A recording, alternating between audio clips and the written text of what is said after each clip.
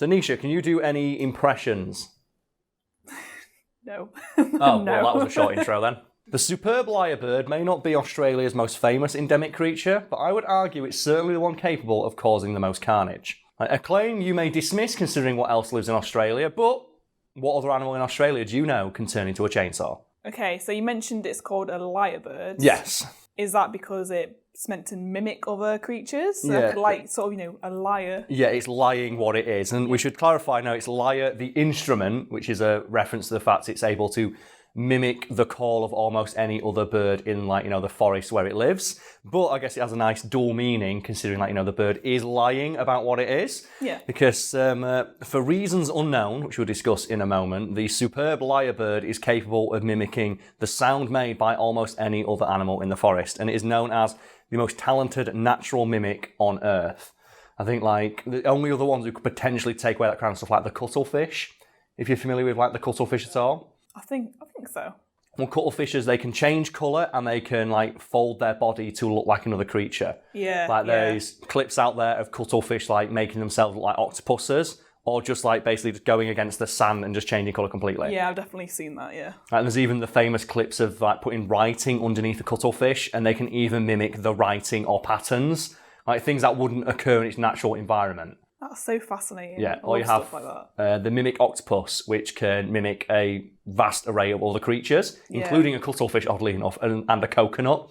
Because sometimes it wraps itself up to look like a coconut, so predators just think it's a coconut, and not a crazy octopus being all cool and stealthy. So depending on how you'd want to quantify it, you could argue those creatures are better at mimicry than the lyrebird because they change their entire appearance. But the lyrebird's talent for mimicry is certainly exceptional amongst birds because there is nothing else with wings that can do what it does. I'm assuming because it's a bird, it will probably mimic other bird calls. Yeah, and it's noted that the superb lyrebird is so good at mimicking the bird calls of other species that members of that species will be fooled. You're probably thinking, well, Karl, they're fucking birds. Of course they're fooled. Birds are stupid. So I should point out that even bird experts, like ornithologists or bird nerds, if you will, are also fooled by the superb lyrebird. And there are stories about ornithologists going into the forest, tracking, a specific type of bird and finding a superb lyrebird. Which must be, what a troll that is. It's oh man, I found this, really super rare bird. It's just a lyrebird going, haha. Because, well, they can mimic human voices, so there are stories about them, mimicking the sound of laughter and things like that, and swearing, I think, on some occasions. That's cool and also quite creepy. If it was just you in the forest and you just heard someone laughing, or something laughing, you'd be like, what the fuck? Exactly, yeah. So their talent for, vocal mimicry is, astounding. Yeah. And you're probably thinking, well, why? And the answer is we don't actually know. I imagine the reason they do it is to attract different types of mates. You'd think so, wouldn't you? And that's a sound theory, but it's one that has holes blown just all the way through it by the fact female lyrebirds will also impersonate and mimic other birds, seemingly for no other reason than they find it amusing. And that, to me, is the most terrifying aspect, that the birds just, like doing it. Yeah. So have you ever seen those videos of, crows skiing? No. Have you seen that? No, it's it sounds hilarious. There's a famous video clip out there of, during a snowstorm, there's crows standing on bits of rubbish, surfing down a rooftop, seemingly for fun. And I'm always just a little bit freaked out by stories of animals doing things that are distinctly human. That was a story about a dolphin once that was observed swimming around wearing a salmon as a hat. And that, to me, is just really, weird. So why is the dolphin wearing a salmon hat? That's real, that's a thing. Oh wait, is there a picture of this? I'm not sure if it is, but it's just a story. So if there's a picture, I'm shooting it behind me. And if not, Photoshop a picture of dolphin he just wore it as a hat. And then dolphins huff pufferfish. Have you heard about that? Yeah. They'll huff pufferfish to get high. The one that always freaks me out though is when gorillas walk on 2 feet. Because they've got such tiny little squat legs and they walk like builders, oi, hey, hey. It's so good. And I think it's a David Attenborough documentary actually, where he first captured chimps doing it. And they capture chimps walking in water on 2 feet holding their young. And that is a proposed theory about why humans started walking on 2 feet instead of on our hands. Yeah. That we started doing it out of necessity to cradle our young. And then just over time, what's on 2 feet? But it's a famous clip back from the 60s. So here are some chimps going into the water and they walk on 2 feet. It's oh my God. It's fucking terrifying. I can't remember if I mentioned this in the video previously. I mean, if I have, I probably. You probably did, but it's fine. Mention it again. Why not? It's the Seven Worlds, One Planet by David Attenborough. Not seen that one, no. Seven Worlds, One Planet? Yeah. Where they do like a documentary around Europe, and they go to Gibraltar. Yeah, sorry, I nearly just like inhaled half a pint of water then, but it's fine. Yeah, they go to Gibraltar and find these monkeys, and like the only monkeys that live there. And there's this one female monkey, and she's got a baby, and she's a single mum. And they call her like a single mum, and she gets picked on by the other monkeys. they so like us. But then her baby gets stolen by another monkey. Oh, so not only is she like ridiculed for being a single mum, she gets the baby stolen. I'm like, oh man, that's God, it's so like those horrible. videos you see of chimps stealing baby dogs. Have you seen that? Yeah. Like wild dogs sometimes have their young stolen by apes and monkeys, which they then raise as pets. And literally like pets that protect them on the ground while they're in trees and stuff like that.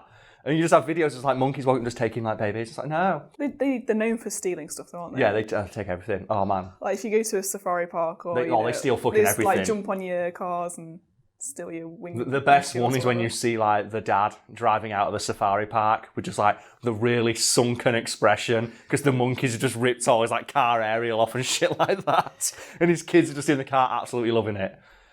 Just thinking about animals doing stuff for fun. Yes. I'm pretty sure cats do it as well. Push things off shelves. I think, I'm thinking more probably horrible circumstances because I think I witnessed one of my cats playing with a mouse. They caught the mouse, and then I remember looking in the garden and it just went up in the air. Like my cat threw it up in the air. They do, yeah. I was like, that's so cool. Just put it out of its misery. Yeah. Eat it. They also catch mice and give them to their kittens to like learn their hunt drive. It's like, oh, so fucking. Why are animals such assholes sometimes? Or they try and give it to you as a present. Like, look what I bought you, a dead bird. Do you know why they do that? It's because they see you as like who they're protecting. Yeah. Because they think that you can't look after yourself, so they have to provide you with food. Yeah, we look after them. Yeah, I love that. We provide them with food. They can't open their own tins. You make food appear from a large metal cylinder, and yet cats think, well, you're the one who needs help. And that's why they do that, and it's fucking, oh, God. I just remember, like, where they'd be outside and just hear this weird meow, and you think, yeah, he's got something. Yeah. You can just tell, because it's like a sort of, like, growl, and you're like, no. I still remember when my cat, because we used to live near train tracks and where all the rats were, and one day our cat brought back this rat like that. I'm not kidding me, because I remember what we used to do is like, you'd hear the cat meowing and you could look out of our window and see the doorstep. And I looked out and there's this fucking rat. I'm like, what? And I went and woke my mum. I'm like, Mum, there's a rat outside. So there was never a rat outside, as big as the cat. And dragged it all the way back from train tracks. Fucking massive rat. I just remember my dad getting a shovel and like putting it into a bin. It's like, what the fuck? That was a few Christmases ago, probably like 10 years ago. We let the cats out on Christmas Day, and one of them came back with like a turkey leg. So it stole a turkey leg off someone's plate? Oh, I don't know if it was a plate or, just like out leftovers out of a bin. Someone left it outside or something like that. It just, sticks with me. I still remember like my next door neighbour would, when his bread went stale, would throw it onto the roof of our shed, our joint shed, so the birds could have it. And then what happened is, though, cats started figuring it out and going up there to catch the birds. And then one day I remember looking out my window, I'm absolutely not fucking making this up.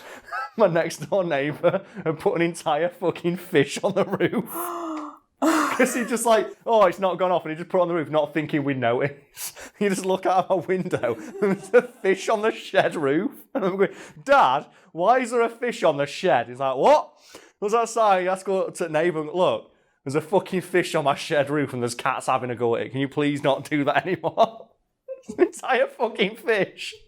Oh man, council estate memories. So today we're not just talking about the whole, lyrebird species. We're talking about one particular one. Yes, one example of the lyrebird species known as Chook, who was a resident of Adelaide Zoo in Australia, who was known as being like, the best example of what his species can accomplish, because in addition to being able to mimic the sound of upwards of 20 different birds, he was also known for being able to mimic the sounds of just like, everyday life in the zoo, including like camera clicks. And Nisha, you watched that clip before we filmed this, and it's not just that Chook could make the sound of a camera. It's like it could make the sound of different cameras. Yeah, you could hear him doing the motor. Like, Yeah, in in the an camera. old-fashioned wind-up camera. And it's like... Yeah. I'm speechless. Yeah, and then the car alarm happened. So then he just assumes car alarm form.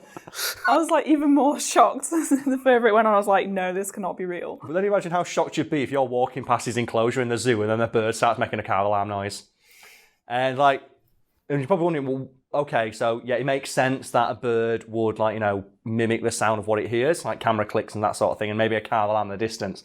Where does the chainsaw come into this? Well, it's noted that at some point during his tenure as a resident of Adelaide Zoo, a panda enclosure near to Chook's, own enclosure underwent renovations. And during that time, Chook just so happened to pick up on the sound of various power tools and would then start mimicking them, including a chainsaw and this is one that cracks me up, the sound of a pounding sledgehammer. Just imagine for a moment, you're walking past a bird enclosure and the bird starts making the sound of a fucking sledgehammer. Like, think about that. I think I'd just run away. I wouldn't know what's happening. And there are plenty of clips out there of like just people who went to the zoo and saw Chook doing this. Obviously, like, seemingly the bird did it for its own enjoyment and greatly relished, the reaction of people when they saw him do this kind of thing. And Chook was so talented that he even ended up scoring TV gigs. So what kind of TV gig are we talking? We're talking about the best gig an animal can get, and that is a spot on a David Attenborough documentary. Because you may have noticed that, one of the clips that we just shown was narrated by none other than David Attenborough. And this is kind of a weird story because the David Attenborough documentary, that obviously we just put a clip in of, doesn't make reference to the fact this is a specific species of lyrebird known for making these noises. They frame it as if it is just a lyrebird in the wild and not one from a zoo who's been around people for a very long time. And the thing that David Attenborough says, and this is it's a little bit sneaky this, they say, he's mimicking the sound of the forest, including, people cutting down trees nearby. And then obviously they show the clip of, a Chook being a chainsaw. Well, that's not exactly the truth, is it? No, it was the sound of a panda enclosure being renovated, but they frame it in the show as if, oh no, this is just a wild one we've encountered that just so happens to have heard a chainsaw nearby. And you can kind of forgive Attenborough for those slightly underhanded tactics because he's trying to draw attention to a very real threat, and that is people cutting down the fucking rainforests. Yeah. But during the episode, they never make reference to the fact this isn't a random bird they encountered in the forest and it just so happened to be making chainsaw noises. This is one specific kind of bird that was in close proximity to humans for many years and is in fact known for doing this. Well, it's like the documentary Frozen Planet. Yes. Wasn't there something about they filmed a polar bear in a zoo, in a zoo, enclosure, yes. But then said it was in the wild? Yeah. And if you don't know what we're talking about, there was a Attenborough documentary set in Antarctica and the Arctic about the various creatures that live there that purports to show for the first time ever on film a polar bear baby being born. And the way that the episode is framed, it makes you think that they are actually filming this baby polar bear in the wild. And it turns out, no, it wasn't. It was a zoo enclosure and they just framed it as such because, you know what? No cameraman has the balls to go into a polar bear's fucking den and shove a camera in the face of its babies. But again, and the public understandably felt a little bit misled by that. But again, you can kind of forgive it because we're trying to make a show here and we couldn't get the shot because how the fuck are you going to find a polar bear in the Arctic? It's white. It's a big white bear surrounded by snow. The fuck are you going to do? They travel alone as well. They're not usually in herds or packs. They are very solitary creatures. Very lonely, aren't they? But you can forgive that. And have you ever heard about the other controversies about some of those Attenborough documentaries? Because there are some really funny ones. No, but I'm wondering now because Okay. I do watch a lot of those, and I just kind of think, everything's in the wild. Yeah. They spend years doing this, so I'm intrigued as to what you're going to say. Well, the latest thing they did, it was Planet Earth 2, which I would highly recommend anybody go watch. It's on Netflix right now, and that got a lot of criticism because obviously the footage is phenomenal. They always get the best fucking footage on those shows. That's why they take 10 years to make, and it's why they always win all the awards. But and there was a lot of criticism levied against that show, not for faking shots, but for adding sound effects that weren't there originally. For example, there's one of a millipede or a centipede walking, and they add little footsteps. And there were a lot of complaints because that's not the sound this creature makes. It's a little bit misleading. It's it's similar to the thing with Chook and the polar bear where we understand why you did it, but like this is framed as like a purely factual show, and you're adding dumb sound effects to animals walking and shit like that. I think they try and add a bit of humour sometimes in those man, shows, yeah. because they'll go from like really depressing scenes. They always do, yeah. To like try and make it a bit more upbeat. Oh my god, did you see the other one that he did, the Netflix one? Maybe was that the one? No, Attenborough did a Netflix one for Netflix. That's about like, the planet's fucking dying, and rather than showing like, nice footage of animals just like, just living their life, they show, oh no, here's just how animals are just like getting their shit rocked by climate change. And they have one of just endless walruses falling off cliffs. I think that might be the one that I mentioned earlier. I watched it with my dad. The Seven Worlds one. Because me and my dad would have sat watching like Netflix. And, oh, there's a new David Attenborough documentary. Do you want to watch that? Because we both love animals. And then it gets to the walrus episode, and me and my dad are sat there with a cup of tea. And it's there like that. As it's slow motion footage of walruses just tumbling down cliffs. So aren't they trying to escape a polar bear? I think it's just they can't see very well, so they don't know they're on a cliff and just fall off. I thought, because I know there's one, I think, where they climb up, and I think there's either a bear or a polar bear lingering around, so they try and get out of the way or escape, and they end up just tumble falling off the cliff. That's like the one of the seal that they film getting eaten by a killer whale. And you feel so bad. It's like, well, yeah, that's nature. They have to do it. Oh, I think there's another one where it's penguins. When like penguins, they jump into like thrashing water. Yeah. It shows penguins going in and going, what? Against the rocks, and you're like, oh no. But then what they do is then they smash cut to the baby penguins. It's like, oh, they're not getting no food. It's like, no, David, why? Why would you do this? Yeah, because there's that one where there's a penguin being chased by a seal, and it gets onto a bit of ice, and the seal's like struggling to get on, and the penguin's just stood there like, what are you going to do? It's so fucking dramatic. It's like, have you seen the one of like the last stand from like a bison? And it's all the wolves, like, basically this big pack of wolves, like, track down a bison, and it's on its own. And it's filmed like a fucking martial arts movie, where you got this huge, big, buff bison, like, bring it on. I love those. Yeah, obviously, I probably have seen it, because I watch a lot of the David Attenborough stuff. They're all really good. But like, moments like that always get, oh no. I know you've got to show, I know that's what nature is, it's just, it comes out of nowhere. It's like the one, I think, and this is the one, I do not watch this, and if you like animals, do not watch this bit, but they're showing baby turtles. Baby turtles being born. And turtles, fun fact, the way they orientate themselves with the world when they're born is they walk toward light, because they think it's the moon, the stars, and that'll be above the ocean. The problem is now, obviously a lot of these areas are all built up, so now they go towards the street, and they just crawl into the street and get hit by cars. And it's like, no! Why? Why would you? Or they fall into the sewer. And like they show footage of it, and I think if I was that cameraman, I'll be so fucking depressed.